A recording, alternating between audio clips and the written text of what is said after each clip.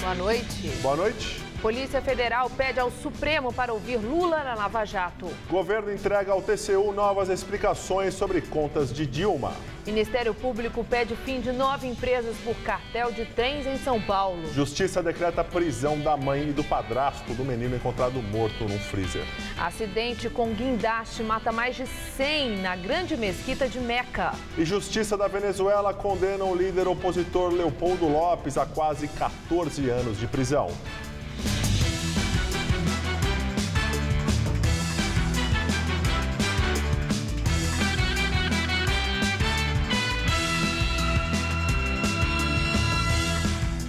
Polícia Federal pede ao Supremo Tribunal Federal para ouvir o ex-presidente Lula na Operação Lava Jato. No documento enviado ao STF, o delegado Josélio Azevedo Souza diz que o ex-presidente pode ter sido beneficiado pelo esquema em curso na Petrobras, obtendo vantagens para si, para o seu partido, o PT, ou mesmo para o seu governo.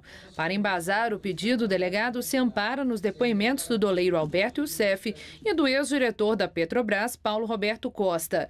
Os dois presumiram que Lula sabia do esquema de corrupção na estatal.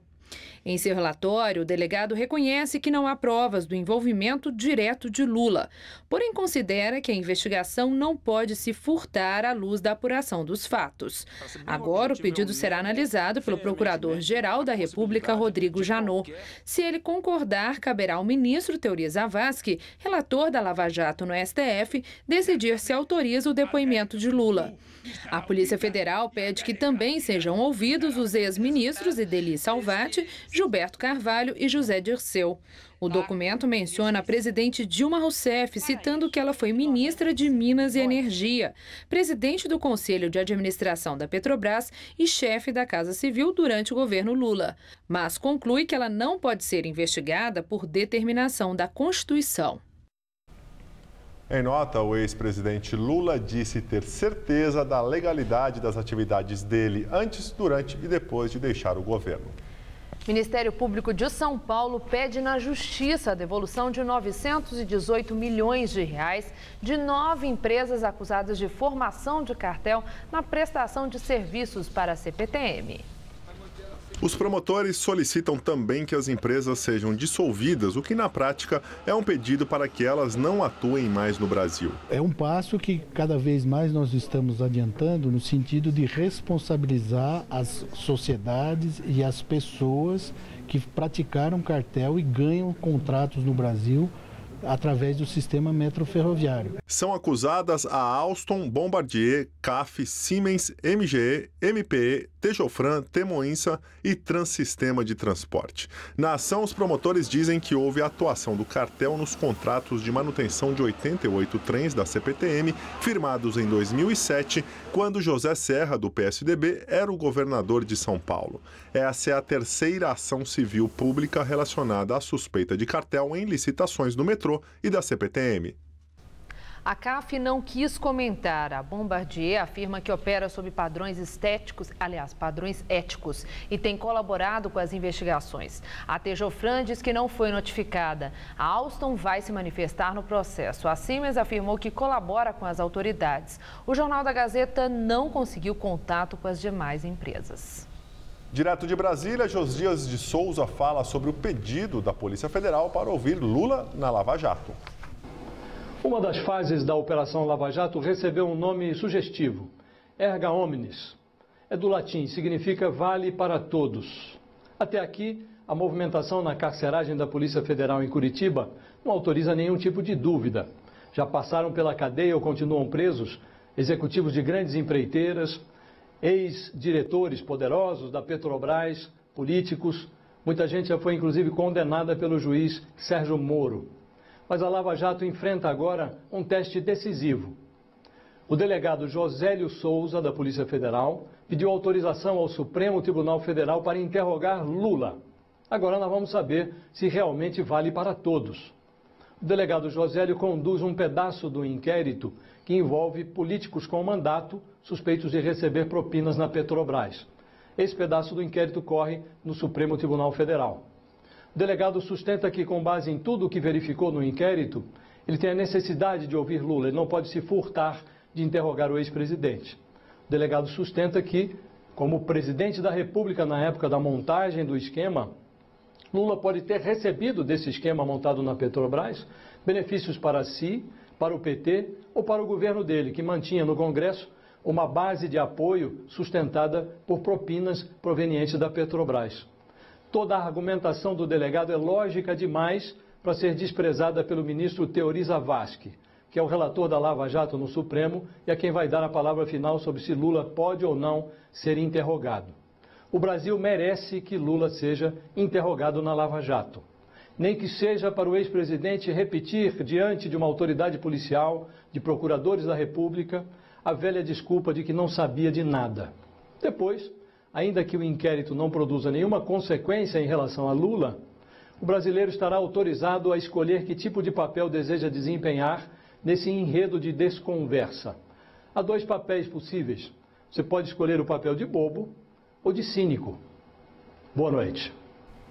O governo federal enviou ao Tribunal de Contas da União, hoje à tarde, documentos que explicariam as chamadas pedaladas fiscais.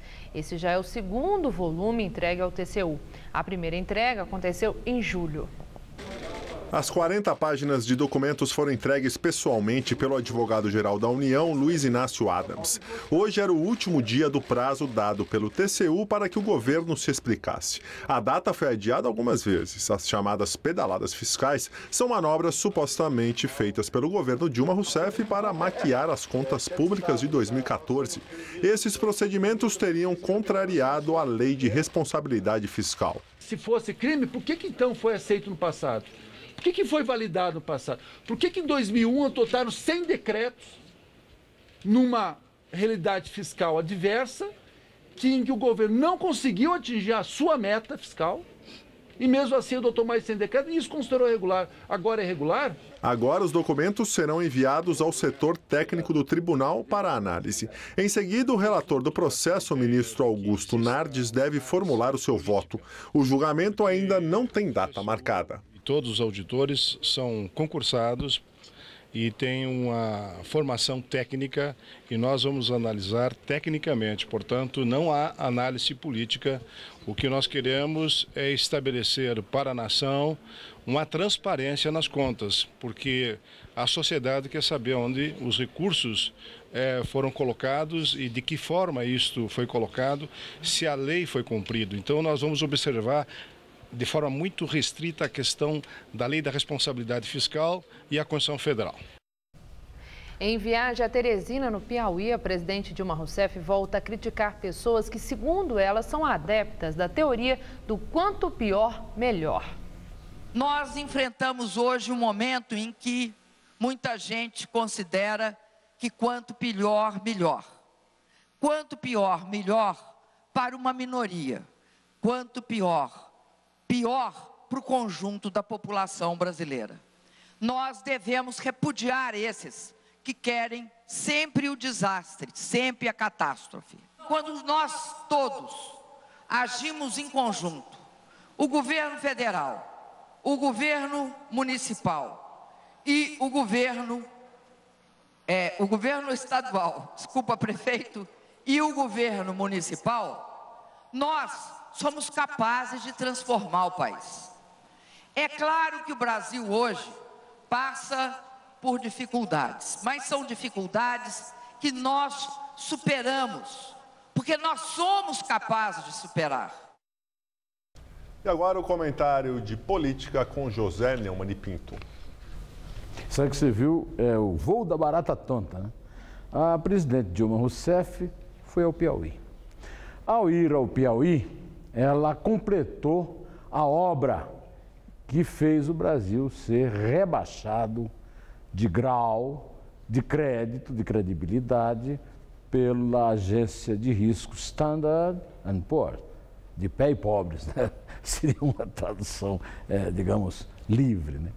Agora, o que é espantoso é que, primeiro, o governo se assustou com isso. Segundo, até agora, neste momento, o governo não anunciou nada para enfrentar isso. Eu não acho que isso aí seja o fim do mundo, tanto que somente em 2008 é que o Brasil conseguiu essa nota e nós sobrevivemos até 2008, eu inclusive, né?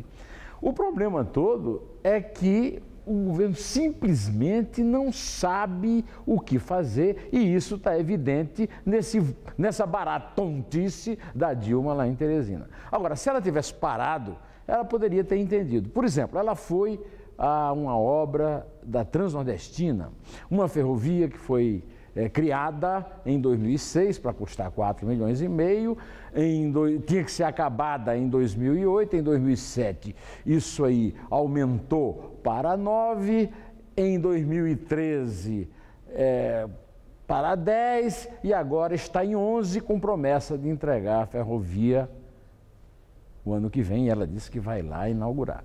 É isso aí. O que a Standard & Poor's viu foi esse tipo de coisa. Dinheiro jogado pela janela em obras faraônicas, anunciadas como grandes soluções e que estão tendo sempre o seu custo revisto. Além disso, ela falou ali, você viu, no Dialoga Brasil. Ora, se ela quer dialogar com o Brasil, por que ela deixou de falar com o país? Não falou no 1º de maio, não falou no 7 de setembro e fica nesse negócio de internet aí, como esse Dialoga Brasil. Agora, para dizer, como ela disse lá em Teresina, que acha que a reforma do governo vai dar certo, sem dizer que reforma é, que governo é e o que quer dizer a palavra certa, também não adianta. Tem que anunciar coisas concretas para enfrentar a situação. Também não pode contar com o Joaquim Levy, né, que ela tomou emprestada lá dos neoliberais, que disse que imposto é investimento com retorno certo. Era só o que nos faltava, né? Pagar mais imposto. Estamos investindo em quê e em quem? Pois é, mas eu estarei de volta terça-feira e espero que até lá saibamos o que é que vão fazer, né? Pelo menos isso. O que é que vão fazer de nós? Direto ao assunto em tela. 5 PMs são presos após vídeo que mostra a execução de suspeito de roubar uma moto. O Ministério Público investiga o caso. Nas imagens gravadas por câmeras de segurança, o rapaz Paulo Henrique Porto de Oliveira aparece se rendendo. Ele deita no chão, depois é cercado pelos policiais e revistado. Em seguida é levado para a esquina. Ele é baleado e se contorce no chão. Enquanto isso, um dos PMs busca um objeto no carro. Segundo o Ministério Público, era uma arma que foi colocada na mão do suspeito. Ele morreu no local. Um comparsa fugiu para dentro de uma casa e também foi baleado e morto por policiais em uma suposta troca de tiros. O caso ocorreu na última segunda-feira no bairro do Butantã, zona oeste de São Paulo. Em nota, a Polícia Militar informou que a Corregedoria acompanha o caso. Justiça decreta a prisão da mãe e do padrasto do menino encontrado morto em um freezer no centro de São Paulo. Eles embarcaram para a África antes do corpo ser localizado. Agora a polícia deve contar com a ajuda da Interpol no caso. As imagens mostram quando o padrasto e a mãe do menino Ezra, com as 2 filhas menores, passam pelo saguão. Foram gravadas minutos antes de o casal embarcar para a África, no dia 3 de setembro. O corpo de Ezra foi encontrado no dia seguinte.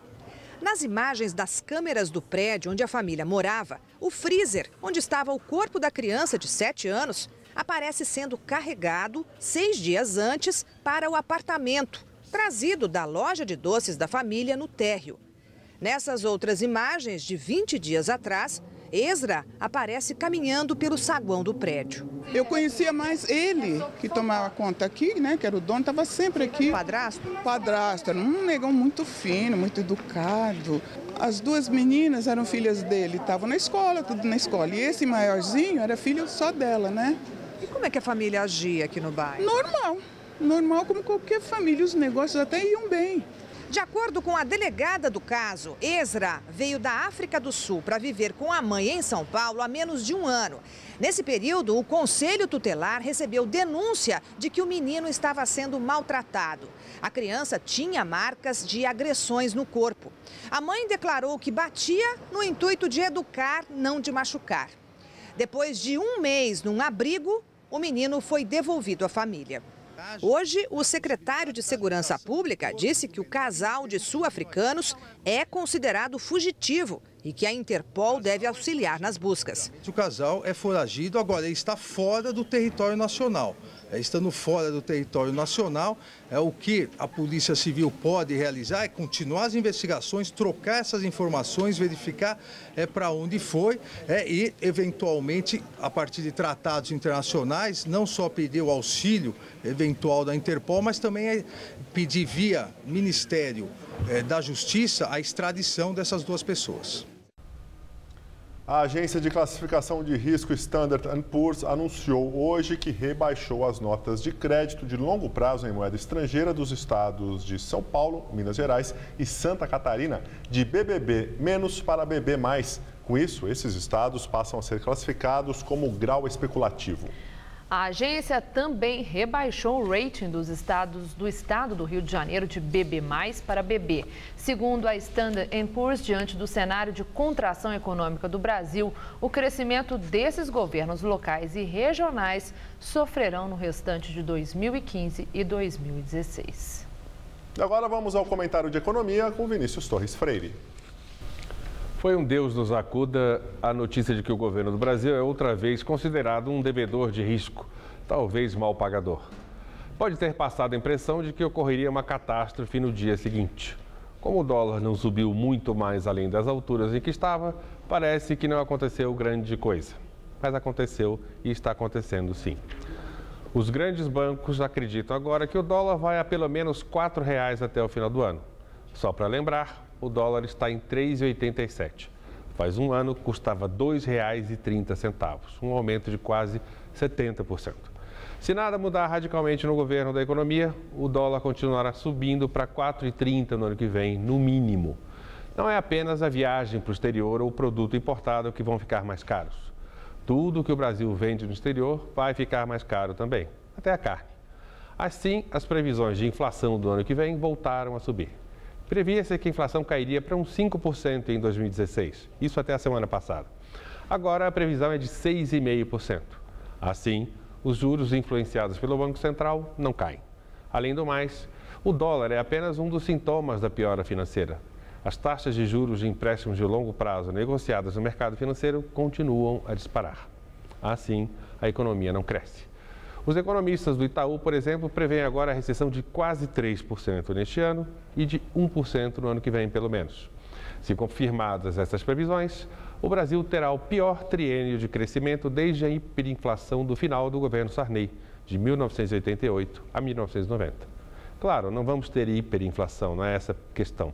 Nós vamos ter pelo menos 3 anos de queda da renda média do país, da renda por cabeça.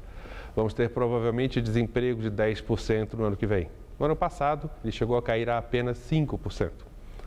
O futuro, obviamente, não está escrito em pedra, muito menos em previsões de economistas. Dá para mudar a situação, dá para remediar, dá para virar parte do jogo. Mas dependemos da capacidade de Dilma Rousseff de botar a ordem nas contas do governo. É nisso que é mais difícil de acreditar. Boa noite. A seguir, acidente com guindaste mata mais de 100 pessoas na grande mesquita de Meca.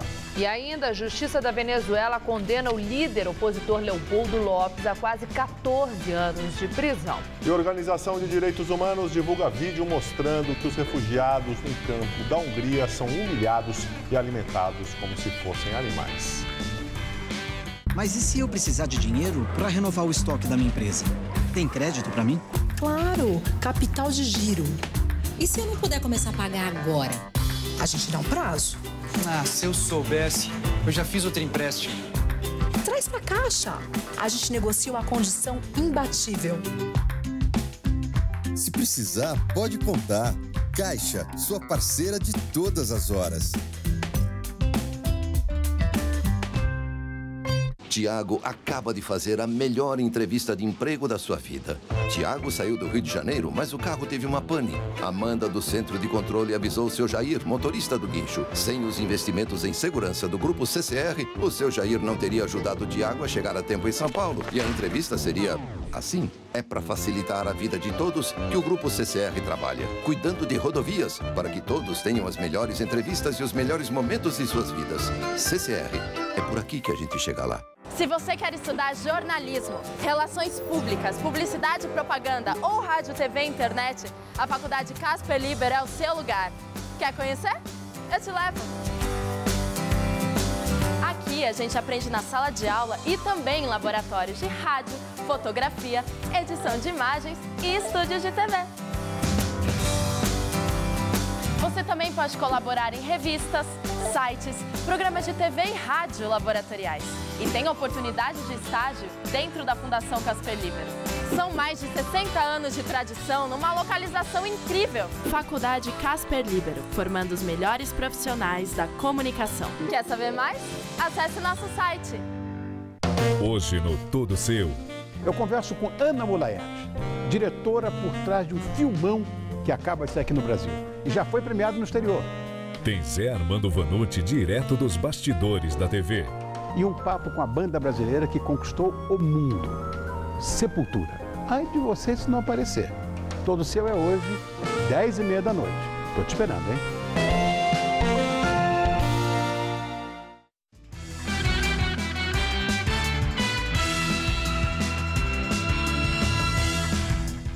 Acidente com queda de guindaste na grande mesquita de Meca deixa mais de 100 mortos. Segundo autoridades da Arábia Saudita, chovia forte no momento do acidente. A queda do guindaste ocorreu no dia mais movimentado da semana, sexta-feira, que é dia de oração para os muçulmanos, quando a mesquita fica repleta de fiéis e peregrinos. A peregrinação anual de muçulmanos a Meca começou este mês. E desde o ano passado, a mesquita iniciou obras para ampliação da capacidade. Organização de Direitos Humanos divulga vídeo mostrando que os refugiados no campo da Hungria são humilhados e alimentados como se fossem animais. O vídeo foi gravado por uma voluntária austríaca no campo perto da fronteira com a Sérvia. Os guardas com máscaras cirúrgicas atiram saquinhos plásticos com sanduíches. Os refugiados se empurram para conseguir a comida. A organização Human Rights Watch divulgou as imagens e afirmou que os refugiados estão sendo mantidos no campo como animais em galinheiros, no sol e sem comida ou água. Pelo menos 8.000 pessoas cruzaram a fronteira da Hungria com a Áustria desde ontem. Por questão de segurança, o governo austríaco fechou parcialmente a rodovia perto da fronteira e interrompeu a ligação ferroviária por todo o fim de semana. Hungria, República Tcheca, Polônia e Eslováquia rejeitaram os planos da Comissão Europeia de distribuir 160.000 refugiados entre os países membros da União Europeia. A Hungria reiterou que a partir da semana que vem, quem entrar ilegalmente no país vai ser preso. O Alto Comissariado das Nações Unidas para Refugiados prevê que 42.000 imigrantes vão chegar à Hungria na próxima semana. A cinegrafista húngara, que foi filmada passando uma rasteira num refugiado com um filho no colo e chutando outros 2 pelo caminho, publicou uma carta num jornal conservador da Hungria tentando se justificar. Petra Laszlo disse que entrou em pânico quando os imigrantes romperam a barreira policial e pensou que estava sendo atacada. Ela afirmou que não é uma cinegrafista racista e sem coração que chuta crianças. Disse que é mãe de uma criança pequena que agora está desempregada e que, em pânico, tomou a decisão errada. Justiça da Venezuela condena o líder opositor Leopoldo López a quase 14 anos de prisão. Leopoldo López, fundador do partido Vontade Popular, foi sentenciado a 13 anos e 9 meses de prisão por incitação à violência durante uma marcha contra o governo de Nicolás Maduro. A pena deverá ser cumprida numa prisão militar perto de Caracas, onde López já está preso há mais de 1 ano e meio. A defesa qualificou a decisão como violação sistemática dos direitos humanos e declarou que vai apelar nos próximos dias. Os principais dirigentes oposicionistas da Venezuela classificaram a condenação como infame e uma provocação produzida por uma justiça podre. O governo americano e a União Europeia criticaram a sentença contra López. A subsecretária de Estado dos Estados Unidos para o Hemisfério Ocidental, Roberta Jacobson, disse que está profundamente preocupada com a condenação e pediu que o governo venezuelano proteja a democracia e os direitos humanos no país. Segundo a União Europeia, o processo careceu das garantias adequadas de um processo transparente. E vamos agora à previsão do tempo com Mariana Armentano. Uma onda onda de frio invade todas as regiões paulistas e as temperaturas despencam nesse final de semana. A explicação é o tempo fechado, com muita nebulosidade, mais o ar polar que avança do sul em direção ao sudeste. Apenas a faixa oeste paulista terá aberturas de sol, mas mesmo assim não esquenta muito. Em Presidente Prudente, por exemplo, mínima de 14 e máxima de 24 graus. Na região central do estado, muitas nuvens com possibilidade de garoa a qualquer hora, o que ajuda a manter o frio. Em Bauru, máxima só de 22 graus amanhã. Já nas outras áreas do estado, incluindo a faixa leste, o dia fica bastante fechado, mas a chuva já perde força e teremos apenas chuviscos ao longo do dia. Na cidade de Sorocaba, máxima só de 18 graus. Vamos ver como ficam os próximos dias aqui na capital? Nessa madrugada, mínima de 12 e máxima tarde só de 17 graus.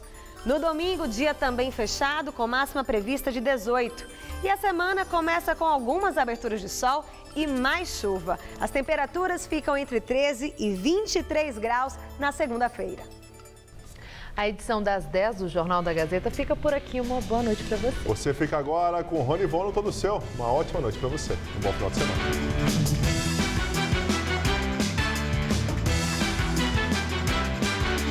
Logo mais 11h30 da noite em Vida de Atleta, Mauro Galera pratica vela paralímpica. Assista agora, Todo Seu.